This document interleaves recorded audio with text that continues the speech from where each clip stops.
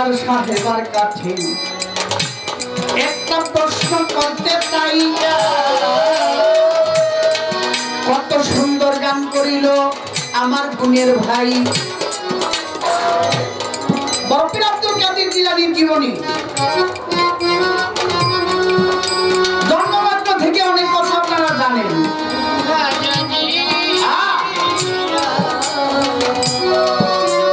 আমরা জন্মমাত্র থেকে শুরু না করে একটু সামনের দিকে বেড়ে প্রশ্নটা করি, কি বলেন আপনারা?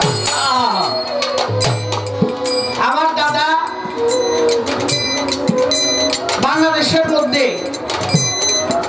হাজা বাবার জীবনী এবং বরফিরের জীবনী, আমার দাদা আবুল সরকারের মতো বাংলাদেশে আর কোনো বাবুল নাই, আর হবেও না। নবীর জীবনী মেরাজ পালা আমার দাদা সৃষ্টি করেছে, আদম শয়তান পালা আমার দাদা সৃষ্টি করেছে, আদম তত্ত্ব দেহ তত্ত্ব পালা আমার দাদা আবুল সরকার সৃষ্টি করেছে, জিন্দা মরার পালা, হিন্দু মুসলমান পালা, অনেক পালার সৃষ্টিদাতা ছিল বড় আবুল সরকার। আজকে তিনি নাই, কিন্তু রেখে গেছে তার হাজার রচনা করা গান। দাদার একটি বই আছে রূপ দর্শন, অবশ্যই যারা বাউল পিপাসী এই রূপ দর্শন বইটার মধ্যে অনেক গান এবং হাজারো গান এবং হাজারো প্রশ্নের উত্তর ওই বইটার মধ্যে আছে। নতুন করে আবার মার্কেটে আসতেছে, আপনারা সবাই দোয়া রাখবেন। বড় পীরের জীবনী ধরে একটা প্রশ্ন করে যাই, আশা করি দলিল মতো সরকার সাহেব তার জবাব দিবে তাই। আরে জবাব দিবে তাই রে, জবাব দিবে তাই, আরে জবাব দিবে। একদিন আমার বড় পীর পীরারে পীর দত্তগীর বড় পীর আউলিয়া দদলা নদীর পারে হাতিয়া হাতিয়া চলিল, দেখলাম জীবনী পড়িয়া খোদার যন্ত্রণায় আমার বড় পীর কাতর হইয়া রয়। এই খোদার যন্ত্রণা পীরের শব্দ নাই আর হয়। বড় পীর আব্দুল কাদের জিলানী শিক্ষা করার জন্য, জ্ঞান অর্জন করার জন্য ইরান শহর থেকে তিনি বাগদাদের বড় মাদ্রাসা নিজামিয়া মাদ্রাসার মধ্যে তিনি ভর্তি হলেন সর্বপ্রথম। এই নিজামিয়া মাদ্রাসার মধ্যে পড়বে, কিন্তু মাত্র 40টা স্বর্ণমোহর বগলতলায় সেলাই করে দিয়েছিল। ডাকাতের ঘটনা আর বললাম না। এই দিনে দিনে গেল পীরের মোহর, গেল শেষ হইয়া। খুদার যন্ত্রণায় কাতর আমার বড় পীর আউলিয়া, বড় পীর আউলিয়া রে, বড় পীর আউলিয়া রে, বড় পীর। হামেশকনগরে বাগদাদের মধ্যে একটা মসজিদ ঘরের সামনে আমার বড় পীরে যায়, যাইয়া দেখে ওই মসজিদের দেওয়ালের মধ্যে একটা কথা লেখা। এই যে আপনি এখানে ওরসের কাছে লেংটা বাবার নাম লেখা, সভাপতির নাম লেখা, বিশেষ অতিথির নাম লেখা, কিন্তু বরফির আব্দুল কাদের জিলানী মসজিদ ঘরের দেওয়ালের মধ্যে দেখলেন কি যেন একটা লেখা। এই লেখাটা বড় পীর পড়লেন, পড়ার সাথে সাথে তার ক্ষুধার যন্ত্রণা নিবারণ হল।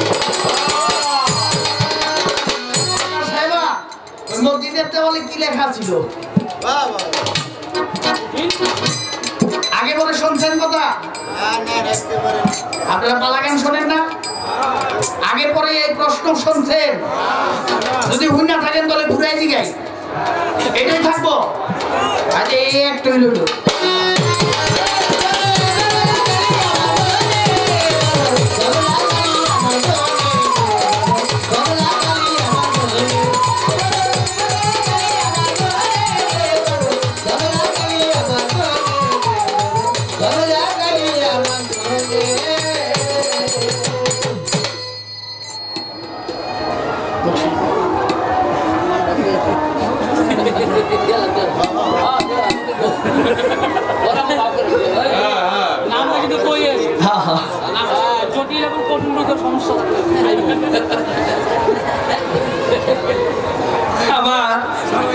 এই গান শুনে মানব সেবা দেওয়াখানা কবিরাজ মোহাম্মদ দুদু মিয়া আমার বাজান যে কোনো জটিল এবং কঠিন রোগে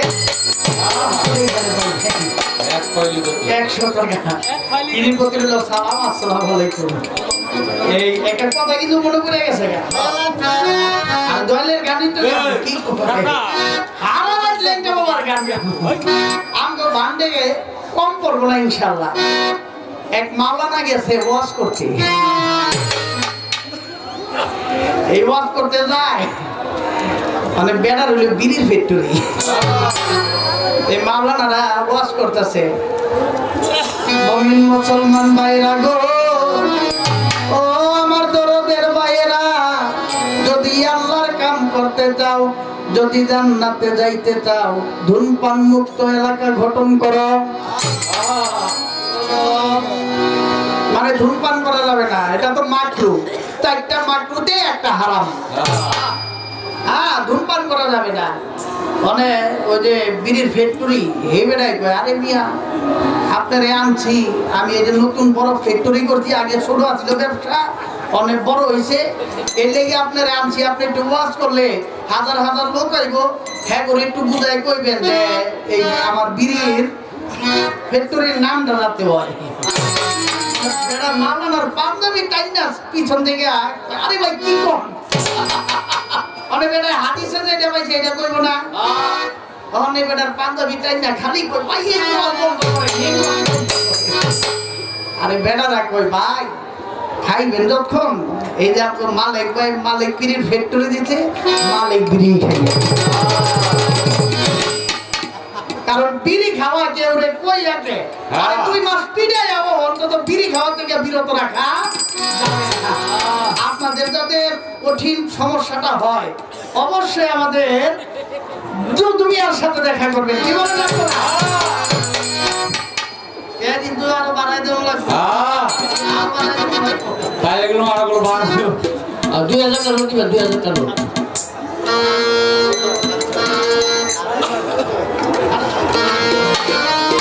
আমি বাবার লেংটার নাম শুনে একটি গান করি। এই গানটা থাকবে আমার দাদা প্রয়াত মরহুম আবুল সরকার সাহেব কৃষ্টি নিজামী রহমতুল্লাহ আলাইহি, আমার দাদা জানের লেখা গান, পুরনো গান। অবশ্য জানি যে আমি অতটা আপনাদের